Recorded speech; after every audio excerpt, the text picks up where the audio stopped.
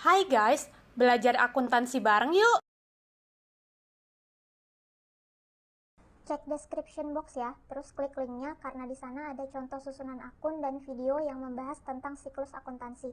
Wajib ditonton terlebih dahulu sebelum lanjut nonton video ini.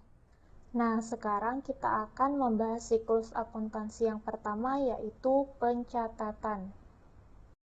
Untuk melakukan pencatatan, kita harus paham dulu nih dengan konsep persamaan dasar akuntansinya.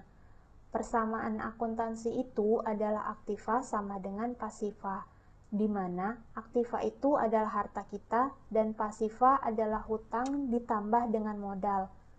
Rumus persamaan dasar akuntansi ini bisa dimodifikasi dalam kaitannya dengan mengenal saldo normal kelompok akun. Saldo normal suatu akun dapat berada di sisi debit atau kredit.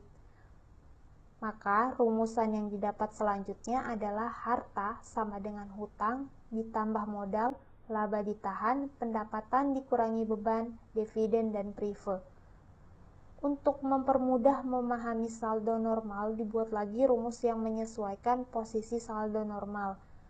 Harta ditambah beban, dividen, dan prive sama dengan hutang ditambah modal, laba ditahan, dan pendapatan. Dari rumus tersebut terlihat jelas saldo normal akun. Pada sisi sebelah kiri ada harta, beban, dividen, dan prive yang apabila terjadi penambahan berada pada sisi debit, sedangkan jika mengalami penurunan maka berada pada sisi kredit. Kemudian pada sisi sebelah kanannya ada hutang, modal, laba ditahan, dan pendapatan yang apabila terjadi penambahan berada di sisi kredit dan jika mengalami penurunan berada pada sisi sebaliknya yaitu debit. Setelah mengetahui rumus dasar persamaan akuntansi, maka kita harus mengenal pengelompokan akun yang digunakan di dalam dunia akuntansi. Akun merupakan media untuk mencatat transaksi keuangan. Secara umum, akun dibedakan menjadi dua kelompok, yaitu akun real dan akun nominal. Di akun real ada harta, hutang, dan modal. Sedangkan di akun nominal ada pendapatan dan beban. Untuk akun dividen dan laba ditahan terkait dengan akun modal atau ekuitas. Nah, akun-akun inilah yang ketika ada transaksi akan dicatat sesuai kelompoknya. Dianalisis apakah masuk ke debit atau kredit. Berikut kuringkas aja ya penjelasan kelompok akunnya. Kita mulai dari akun real. Akun real adalah akun yang diakui dan dilaporkan dalam neraca, yang saldonya akan menjadi saldo awal neraca periode berikutnya. Kelompok akun real ini terdiri dari harta, hutang, modal. Oke, kita mulai dari akun harta ya. Harta atau aset terbagi atas aset jangka pendek, aset jangka panjang, aset tidak berwujud, dan aset tetap. Ini contoh-contoh akunnya. Kemudian ada yang unik nih pada aset tetap, di mana terdapat akun akumulasi penyusutan. Akun akumulasi penyusutan akan menyertai tiap-tiap aset tetap, kecuali tanah, karena tanah tidak ada penyusutan. Akumulasi penyusutan selalu berpasangan dengan akun beban penyusutan, tapi kedua akun ini laporannya akan berbeda. Akumulasi penyusutan terlihat dalam neraca, sedangkan beban penyusutan akan masuk ke dalam laporan laba rugi. Kemudian akun real berikutnya ada hutang atau liabilitas, yang terbagi menjadi hutang jangka panjang dan jangka pendek. Singkatnya, hutang jangka panjang adalah hutang yang jangka waktu pelunasannya lebih dari 1 tahun. Sedangkan hutang jangka pendek, jangka waktu pelunasannya paling lama adalah 1 tahun pembukuan akuntansi. Kemudian terakhir ada akun real modal. Untuk membangun usaha pastinya kita membutuhkan dukungan modal. Akun modal dikenal juga dengan istilah ekuitas pemegang atau pemilik saham. Di dalam neraca perusahaan, ekuitas biasanya terbagi lagi menjadi beberapa akun, yaitu modal disetor, saham biasa, saham preferen, dan saham trisuri. Kita juga mengenal beberapa akun yang berkaitan dengan modal, yaitu dividen, laba ditahan, dan prive. Seperti yang kita ketahui, modal akan terlihat di neraca, dan laba ditahan pun akan tampil di neraca. Berbeda dengan dividen dan prive.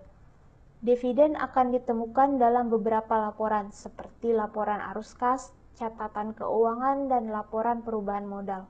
Sedangkan prive ditemukan di laporan perubahan modal saja. Dividen adalah pembagian laba perusahaan kepada pemegang saham yang besarnya diputuskan oleh direksi dan disetujui oleh rapat umum pemegang saham. Pembagian ini akan mengurangi laba ditahan dan kas yang tersedia bagi perusahaan sesuai dengan tujuan utama bisnis. Kemudian selanjutnya ada laba ditahan atau yang biasa disebut dengan retained earnings, yang merupakan bagian dari laba bersih perusahaan yang tidak dibagikan kepada investor sebagai dividen. Laba ditahan biasanya disimpan oleh perusahaan untuk menjadi dana darurat atau menjadi dana dalam mengembangkan perusahaan. Prive adalah modal yang diambil oleh pemilik perusahaan dan digunakan untuk kepentingan pribadi yang menyebabkan berkurangnya modal tercatat. Modal merupakan kelompok akun real terakhir. Sekarang kita pindah ke akun nominal. Akun nominal adalah akun yang akan masuk di dalam catatan laporan laba rugi. Dan berdasarkan laman Wall Street Mojo, akun nominal adalah akun yang selalu diawali dengan jumlah saldo 0 dan diakhiri dengan saldo 0 pula. Akun nominal yang pertama adalah pendapatan. Pendapatan terbagi atas pendapatan usaha dan pendapatan di luar usaha. Pendapatan usaha adalah penghasilan yang diperoleh dari aktivitas utama perusahaan, dan pendapatan di luar usaha atau yang lebih dikenal dengan pendapatan lain-lain adalah penghasilan yang diperoleh bukan dari aktivitas utama perusahaan. Kemudian akun nominal berikutnya adalah beban, yang terbagi atas beban usaha atau beban operasional dan beban di luar usaha atau beban non-operasional. Penggunaan akun tidak selalu sama antara perusahaan yang satu dengan perusahaan yang lainnya. Jadi, perusahaan bisa memilah akun mana saja yang cocok dengan aktivitas perusahaan. Jurnal itu terbagi atas jurnal umum dan jurnal khusus. Jurnal umum adalah jurnal yang mencatat semua transaksi sesuai bukti transaksi. Sedangkan pencatatan di jurnal khusus akan dikelompokkan lagi menjadi beberapa kelompok, yaitu jurnal penerimaan kas, jurnal pengeluaran kas, jurnal pembelian, dan jurnal penjualan. Jurnal biasanya mempunyai beberapa komponen.